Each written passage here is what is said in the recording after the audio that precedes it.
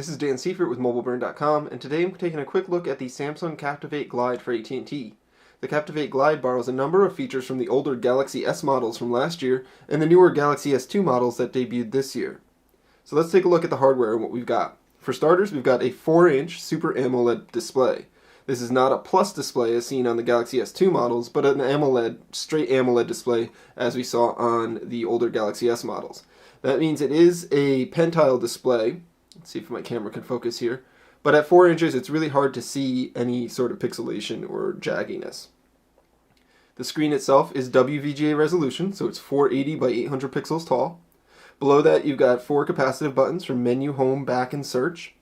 And then up above that is a 1.3 megapixel front-facing camera, some light sensors, and your earpiece.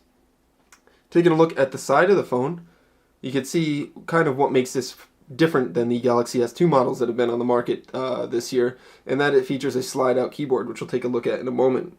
Thanks to that slide-out keyboard, it is fairly thick at 12.7 millimeters. In fact, it's almost double the thickness of your average Galaxy S2 smartphone when you're holding it side by side. The numbers say that it isn't, but when you're holding it in your hand, it does really feel twice as thick. The particular left side here has the volume rocker up and down there. If you take a look at the bottom, there really isn't too much going on there. Then on the right hand side, we've got the power sleep unlock key, and that's about it. And up top is a 3.5 millimeter headphone jack and a sliding USB sliding cover over the micro USB charging and syncing port. Now what we really want to see here is the keyboard, and the keyboard is a 4-row QWERTY keyboard. It's got shortcut buttons for menu, home, back, and search here. It's very similar to the keyboard we saw on the Samsung Epic 4G for Sprint last year, and it's similar to the Samsung Stratosphere's keyboard. It's pretty flat. As you can see, it virtually disappears when you turn the phone horizontally, but it is pretty roomy as well, so there's a lot of space here. We do have some shortcut buttons for the microphone voice input. You got a dedicated .com key, and you've got an alternate key so you can access your numbers and symbols there. If we take a look at the back of the phone, the Captivate Glide is covered in this textured plastic here. Provides a little bit of a grip to it, and it hides any sort of fingerprint or grease that you might see on a glossy cover, so it feels pretty nice. Got an 8 megapixel autofocus camera with a single LED flash. Now this records 720p video, does not do the 1080p that the Galaxy S2 models are capable of. Then we've got an external loudspeaker there. Now if I can pry off the rear cover here. There we go. You can get a look at the battery. It's a 1650 milliamp hour unit. AT&T says you should be able to get about 8 hours of talk time or about 16 and a half days of standby with it. There's your SIM card slot and a micro SD card slot. The Captivate Glide does not come with a micro SD card out of the box, but it does have 8 gigabytes of internal storage for the user. The slot supports cards up to 32 gigabytes in size if you do want to expand your memory or storage capabilities. Now the Captivate Glide is a pretty well put together phone. Even though it does have that sliding hinge, it's not very loose. Once you open it up, it does have a little bit of wiggle to it, but really not too much, and it does snap into place pretty solidly. The Captivate Glide features the same software as many of the other Galaxy S2 models, so it's got Android 2.3.5 Gingerbread and TouchWiz 4.0, so it's a newer TouchWiz version than we saw on the Galaxy S models from last year. As you can see, you've got the fancy home screen transitions there. We've got the new widget system. And the app tray features the fancy transitions as well.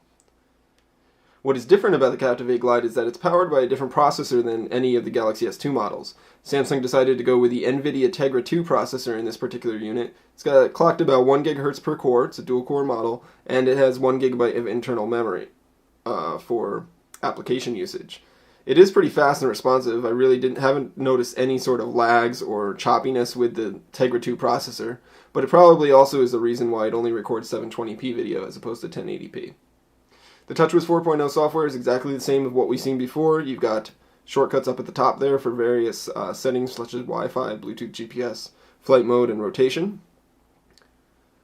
As we saw earlier, the widget tray is new, the application tray is new, but we've seen those on the Galaxy S2 models as well. The messaging client is exactly the same.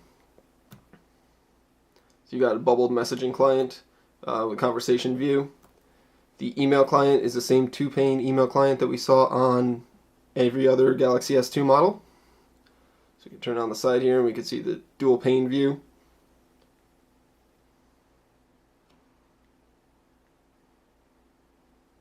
And we've got some formatted text, features pinch to zoom. Everything is pretty smooth and fast. If we take a peek at the app tray, we can see what included applications there are. And there really aren't too many from AT&T or Samsung. There's a couple AT&T Code Scanner Family Map, Asphalt 6 launcher there to download the program, AT&T Navigator, Amazon Kindle, AT&T's live TV service, and then you've got the various hubs for Samsung Social Hub and the Media Hub as well. But most of the AT&T apps can actually be removed if you don't want them, and they're pretty sparse as far as carrier preloaded applications go. And if we take a look at the web browser, we've got much the same web browser as we saw on the Galaxy S2 models. So let's load up mobileburn here. You can input text 3 different ways. So you've got the, probably 4 different ways. You've got the Samsung Skin keyboard that we've seen many times before. Then you also have the standard Android keyboard, the swipe keyboard, or of course you can also use the slide out hardware keyboard as well.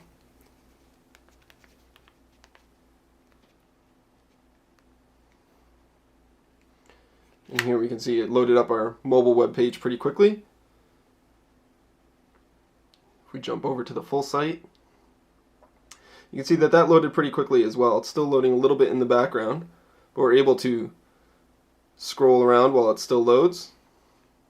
Pinch to zoom works. It's very smooth and fast. Double tap to zoom works as well. It even features the tilt zoom feature. And it supports embedded flash video.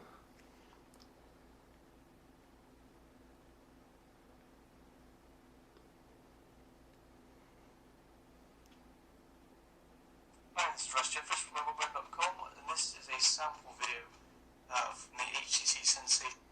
There you go. Now if you pinch all the way out, you can access your multiple window interface, so you can access more than one page at once.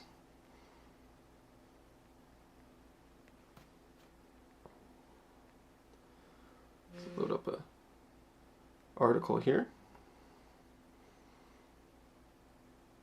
You can see it loads the pages pretty quickly. It's pretty fast and snappy web browser, even though it's not powered by the same Samsung or Qualcomm processors as the Galaxy S2. The Captivate Glide really has no issues browsing quickly. Now if we take a look at the camera on the Captivate Glide, it's got an 8 megapixel camera with autofocus and flash. It's a very similar interface to the Galaxy S2 models. So you've got different settings here for flash. You can switch between the front and rear camera. Like so. You can open up your settings pane here and you can add shortcuts just like the other Galaxy S2 models. So you can change things like, let's put our focus mode there. And we'll put our ISO mode there. So you can tap the lens or tap the screen to focus the lens. You get a confirmation beep and you can snap the shutter.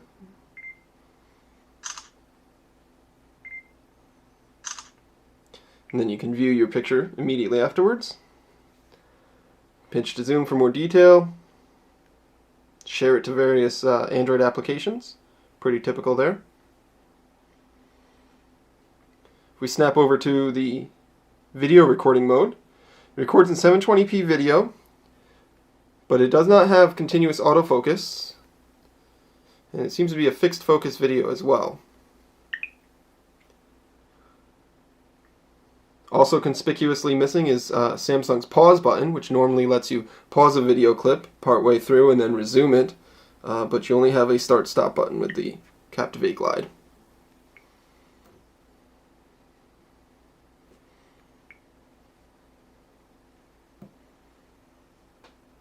Also conspicuously missing is Samsung's pause button, which normally lets you pause a video clip partway through and then resume it, but you only have a start button. There we go. So there you have it. That's a quick look at the Samsung Captivate Glide for AT&T.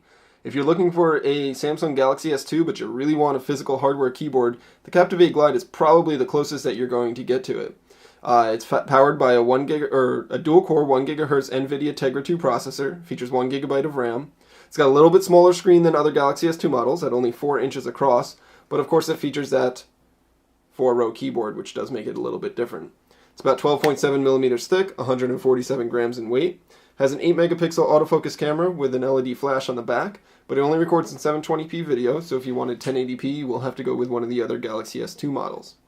It runs Android 2.3.5 Gingerbread along with Samsung's TouchWiz 4 interface, so the interface is just the same as we saw on the Galaxy S2 phones. And it sells for about $149.99 with a new 2-year contract. You can pick this up from AT&T now, in store and online. There you go, that's a Samsung Captivate Glide for AT&T. This is Dan Seifert with mobileburn.com.